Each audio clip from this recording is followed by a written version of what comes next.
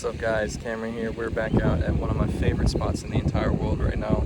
I've had an amazing morning so far using one of these things right here, the new sleeper crawl from Megabass. I was using a different color.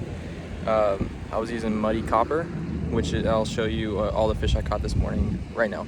Another good one. This one's about 3.5. That one on the new sleeper crawl. Getting it done.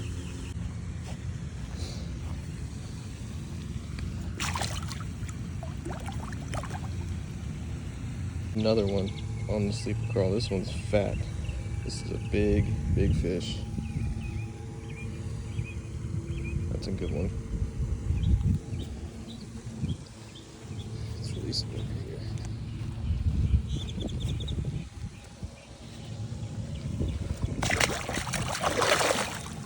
Nice.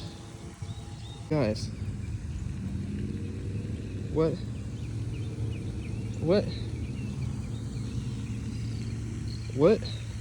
That, guys, a nice 4-pounder. That thing is gone. Awesome fish. So hopefully I can make this into a little bit of a review. I'm going to talk about how I'm using this. I tied on a different color just to try to get a different bite. I got black and blue, as you can see here. So let's get into it. All right, guys. So I've actually got this place all to myself this morning. Had a really good morning so far. Caught a lot of pretty good fish. All of them were over 3 pounds, no bigger than 5. So it's all kind of in that 3 to 5 pound range, but a lot of fun. We got this black and blue sleeper crawl sight on now instead of the muddy copper. I got it on a Shimano Corrado K with my my jig stick, my Caden 745. So this is, you need a pretty heavy rod to drive this hook into the fish. I haven't lost any on it yet, but I think that mainly is because I have a really good rod for it. So I'm fishing it like a jig. I'm hopping it off the bottom. I'm scurrying it, so to speak. Just kind of trying to imitate a fleeing crawfish as much as I can. And I couldn't tell you if there was crawfish in this pond or not for sure. I would think there is, but they have been eating it like this is a very common meal for them. They see these kind of things all the time. They're eating it very quickly once it gets into the water. I only usually have to pop it a couple times, and then my line will start running, or I'll feel a thump just like a jig bite, which is my favorite way to fish in the entire world. So this thing has been a lot of fun today. So hopefully I can get some catches for you guys on video, turn this into a little bit of a review. Even just looking at it in the water, I know you can't really, you might not be able to see it, but it looks so good. Another thing is it comes through moss and grass pretty well. Every once in a while I'll get it hung up on the same like specific spot on the lure, but I don't ever really get hung up or anything like that, obviously, as I just pull through a giant glob of snodgrass. I had a lot of luck this morning hitting these corners of the pond. Like, I didn't really catch any over here, to be honest, but on this far corner of this pond, and then they're connected by this little tiny like canal, and then on that corner of the other side of the canal, and then the complete other side of the pond by the reeds down there is where I caught all my fish. But we're just gonna kind of walk the bank, flip out about halfway. The fish are done spawning, so the beds are abandoned, but they're not out deep yet, so they're kind of in that transition phase here. So casting it out about 6 or 7 feet should be the sweet spot. That's where I've been having all my luck today.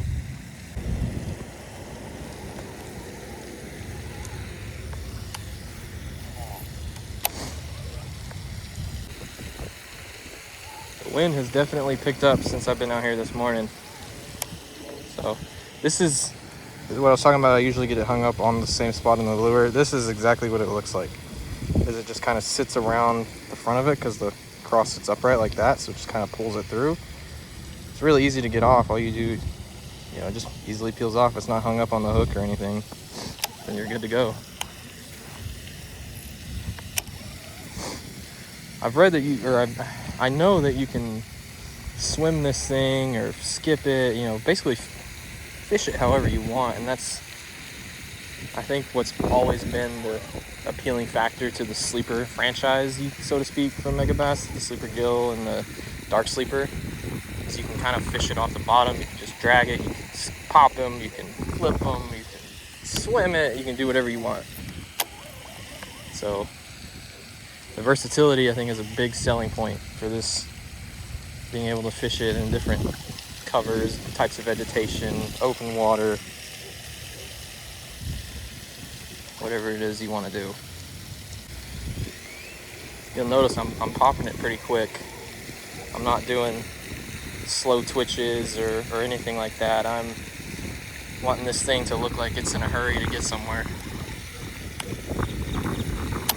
Get a nice reaction bite out of it.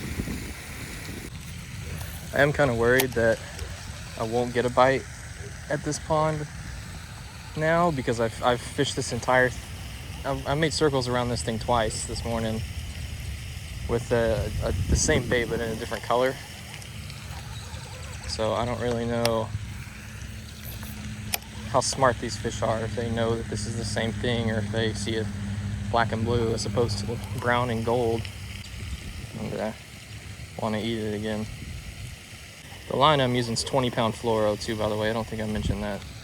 This is what I use for when I'm throwing jigs or Texas rigs in somewhere where I don't need braid. I usually use 20-pound fluoro. It's a nice sweet spot for me.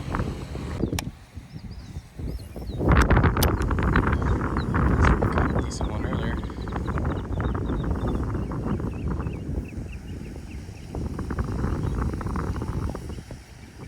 Oh, I thought that was a fish. Just got into some muck.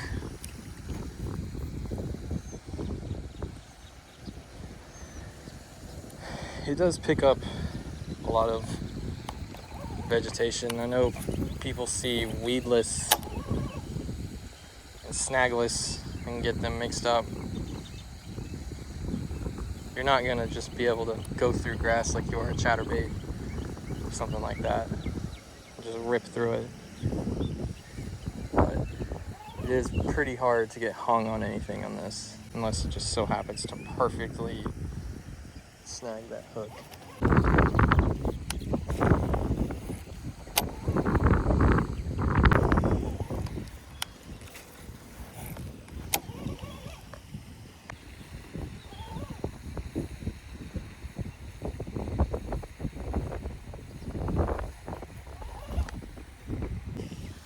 Ooh, I found the fry. That's a good sign. They are all over the stick right here.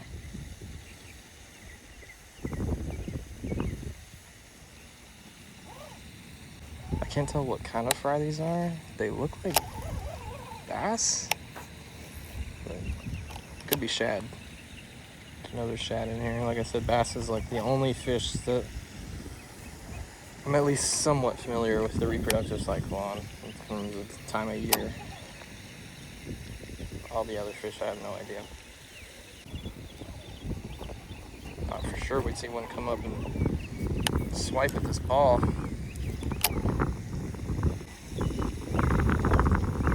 They're so small. They must have like just hatched last week or something. 'Cause they're not even fingerlings.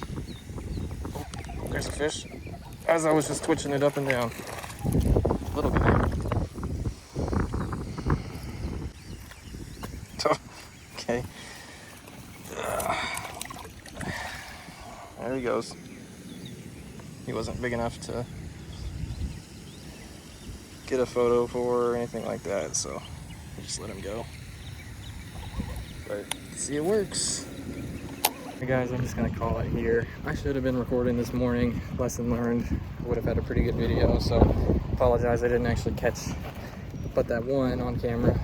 It's getting to be worst part of the day to fish, so I'm just gonna go home, get some lunch, relax, chill inside in the AC for a little bit. But overall, sleeper craw, 10 out of 10.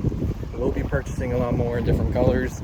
I only saw one size on Tackle Warehouse, so this is the size that they have on there. But yeah, let me know if you guys have any questions about how I'm fishing it, or want any further opinions about it. I'll be happy to answer. Thanks so much. Have a great day.